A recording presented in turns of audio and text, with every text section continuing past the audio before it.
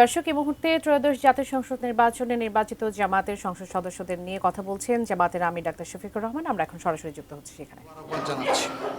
আমরা যে দেশবাসী প্রত্যাশা নিয়ে আমাদের পাশে দাঁড়িয়েছিলেন, নির্বাচনের ফলাফলে তার পূর্ণ প্রতিফলন হোক কিংবা না হোক, আমরা সেই দেশবাসীকে কথা দিচ্ছি। নির্বাচনের আগে যত কথা আমরা আপনাদেরকে বলেছি, একটা বিরোধী দল হিসাবে আমাদের নিজের অবস্থান থেকে তার যতটুকু সর্বোচ্চ পালন করা সম্ভব, বাস্তবায়ন করা সম্ভব, আমরা সেই ব্যাপারে ইনশাআল্লাহ প্রতিশ্রুতিবদ্ধ।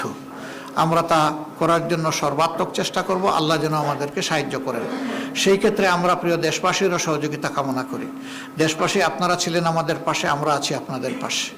আমরা আপনাদেরকে ছেড়ে কোথাও যাব না। সুদিনে দুর্দিনে যাই আসুক, আমরা দেশবাসীর সাথে থাকবো ইনশাআল্লাহ। আল্লাহ তাআলা আমাদের সহায় হন এবং আগামীকাল থেকে যে নতুন অধ্যায়ের সূচনা হচ্ছে, এটা দেশের জন্য কল্যাণ বয়ে আনুক, নতুন দ্বারা সুস্থ রাজনীতির বিকাশ ঘটুক এবং মানুষের জীবনে শান্তি এবং নিরাপত্তা ফিরে আসুক। আমাদের যুবকদের প্রত্যাশা পূরণ হোক, তাদের হাতে হাতে কাজ তুলে দেওয়ার জন্য রাষ্ট্র যেন পদক্ষেপ নেয়, সেই পদক্ষেপের আমরাও গর্বিত অংশীদার হতে চাই। আল্লাহ হাফিজ।